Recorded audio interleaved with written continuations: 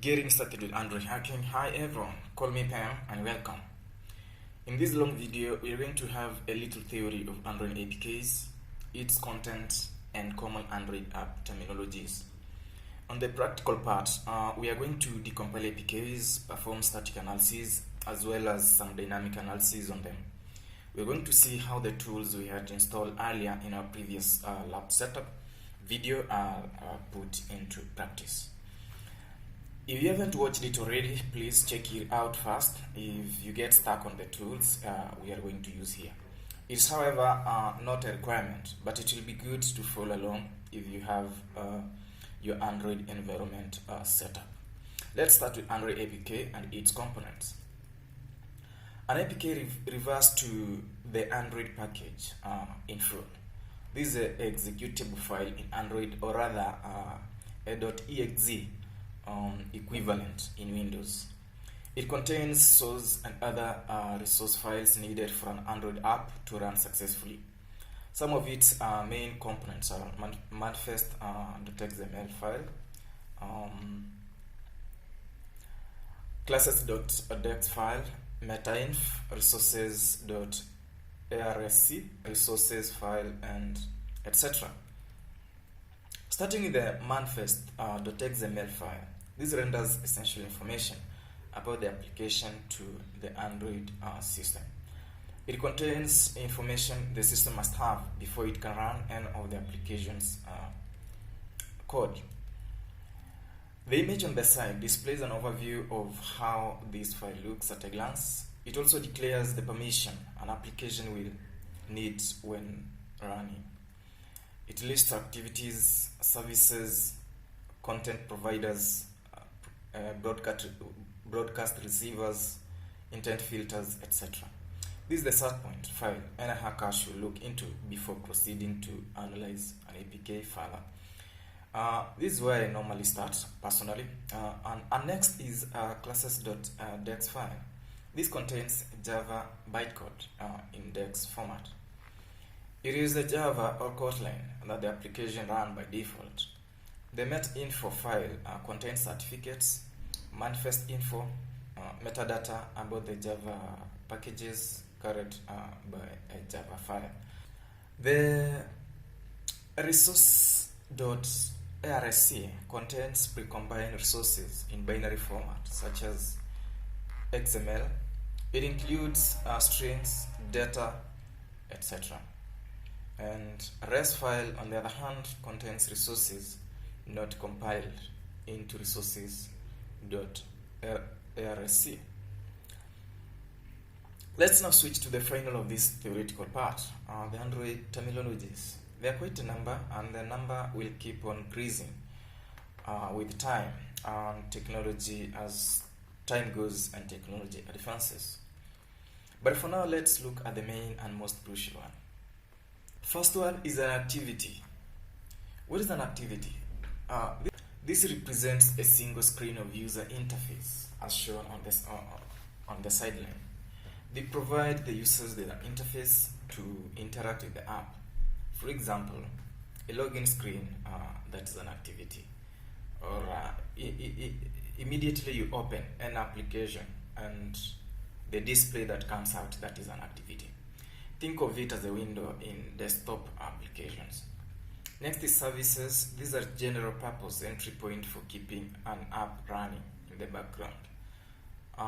These perform operations in background, for instance, battery level check, background playing music, notifications, and etc.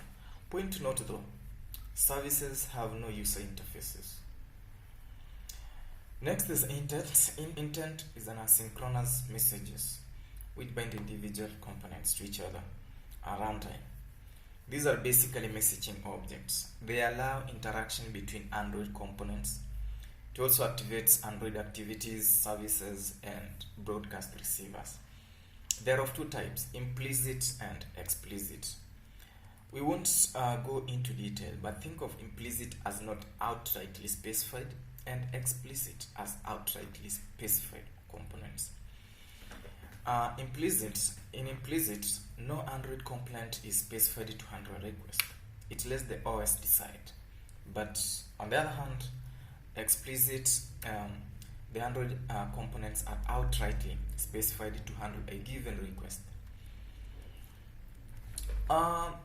Next is a broadcast receiver. Broadcast receiver enables the system to deliver events to the app outside of the regular user flow, allowing the app to respond to system-wide broadcast announcements.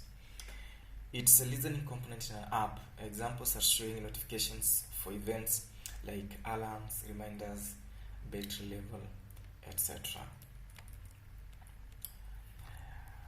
Next is content providers. Content providers supply data from one application to others on request. Data can be stored in different formats: file, SQLite database, or can be fetched over the network. An important point to note is that external apps can query or modify data if permitted by the content provider. Another important term is exported. This dictates whether the service can be accessed by other apps or not. An exported component said to be true can therefore be accessed by other components from other apps. At a glance, it's declared as shown.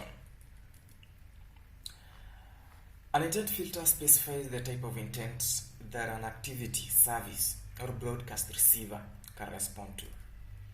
It is defined via the Android manifest XML file. It specifies what an activity or service can do. An activity, services, content provider, broadcast receiver is public when the exported is said to be true. But a component is also public if the manifest file specifies an intent filter for it. An application can declare a URL schema inside an activity. So every time the Android device tries to access an address using that schema, the application's activity will be called. It's assured. There are many Android terminologies that you are going to come across. If you are an Android developer or just an interested scholar, head over to the official Android developer page and get more first-hand info.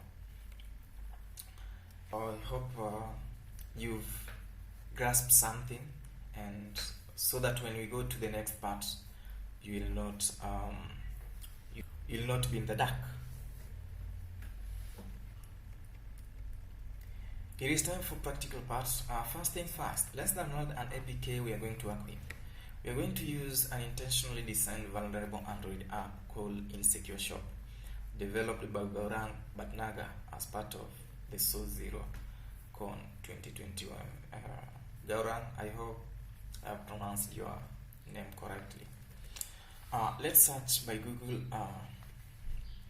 typing insecureshop.apk. Take the insecureshop.com and open the page on GitHub. This app is built in Kotlin. Kotlin is a Java development framework for Android. No APIs used in this app. We are also shown a number of intentional vulnerabilities the application contains. Let's download the APK by clicking the provided link. Let's choose the APK for convenience, but there are other more options to choose from. Remember, an APK is a zip file. Once the download is complete, let's move to the downloaded file location. It's normally in downloads, but you can move the APK to your preferred working directory. An APK is a zip file, so let's unzip it into a folder and see what it contains. I can confirm it has the components I discussed earlier, the likes of res, manifest, inf.xml, text file, and so forth. All these files are in a compiled bytecode format. If we try to open, for example, the manifest file, look, it's just a garbage. To say the least. How do we get to read the contents of this file then? This is where the APK tool comes in. Let's use it to decompile the APK. This is the only tool I have encountered that uses options without a dash sign. Type the command shown and it will do the work in a few.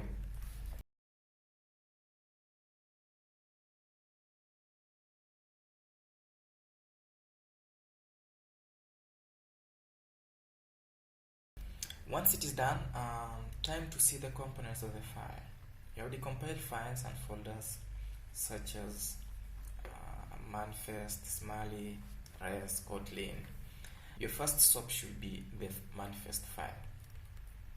We can open it with gedit, and now you can see it opens and we are able to read its contents and get a picture of what could be happening inside the insecure shop app.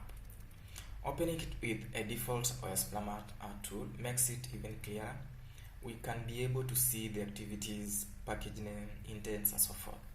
For now, we won't go into details what you need to look into, but normally the activities, URL schemas, intents, broadcast receivers, exported components are just a few interesting things to note. Let's switch to the unzipped folder. We need to decompile the dex file to a Java source code readable by human. Of course, we're human, and we want to read the source code to be able to do some more deeper analysis. So in this case, we're going to use dex to jar tool. So it's going to be our friend to do the job by typing d2j dash dex to jar followed by the dex file name. The tool decompiles the file into a classes.jar file. For us to read the contents of the jar file, we need a Java decompiler. The two common ones for this task are JDGUI and JDX. I normally use JDGUI, so we can use JDGUI by issuing the following command. Open it and then open the classes jar file. This gives us a Java source code files, well organized in directories and easy to navigate. Here you can read and do source code analysis. You can also search for interesting strings, variables, and methods. It's just an awesome interface to interact with the source code and closely check for any flaws, receive, etc. So far we've been completely manual, and to be honest, it is the best to learn. It is the best way to learn stuff. Automated tools can help you in low-hanging fruits. So in this case, let's do automation by MobileSafe tool. It's an awesome tool that does almost all the stuff we've done.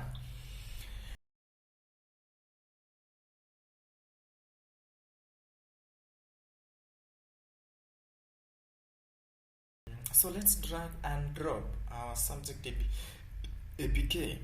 It will take a few minutes to analyze and give results. This normally depends on the size of the APK in terms of files and source code. Our APK is just small, and as you can see, it has a detailed report, shows app information, file information, as well as security score. This app has a security score of around 27%. This is very low, obviously, because it is intentionally vulnerable. It creates a summary of the security posture of an application, and it organizes and shows the issues found. As you can see, they include OWASP Mobile Top 10, common mobile bugs, as well as hard-coded strings. Actually, the first exercise on this app is to find hard-coded login credentials that will enable you to log into the app. I have not gone through the entire generated string list by MobileSafe. Maybe you should, and see if you can find those credentials there.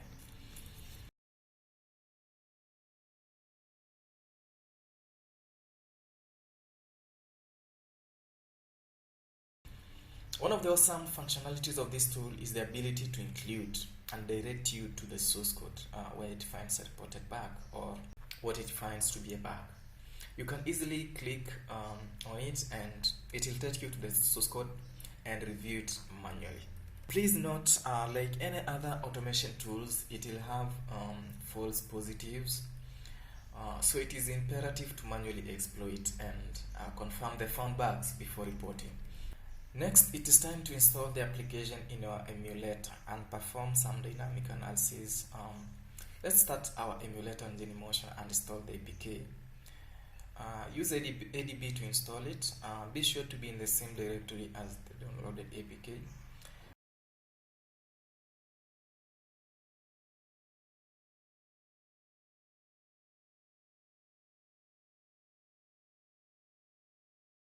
I have already installed mine.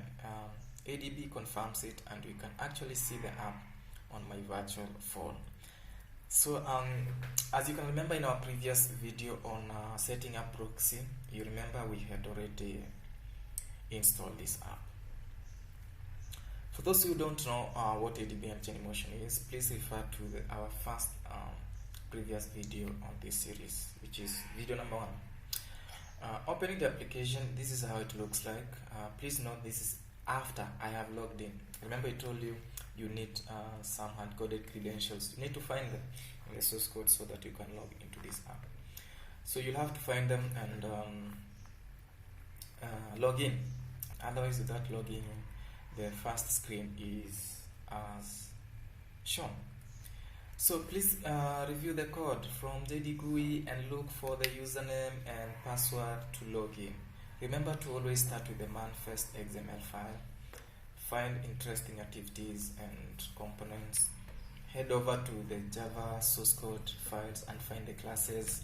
Read through the code and note the points of interest to work on. This is the reason you should have a basic understanding of Java programming language.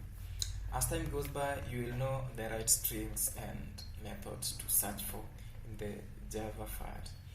Enter the respective Java source files. I want to go into details at this stage, but we will be in the subsequent videos. This is it for now. In the next video, we are going to talk about dynamic analysis.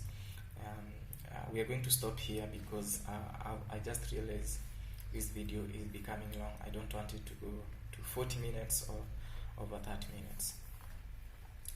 So this is it for now. In the next video, we're going to talk about dynamic analysis, SSL pinning, route detection, and bypass included. See you in the next video. Bye.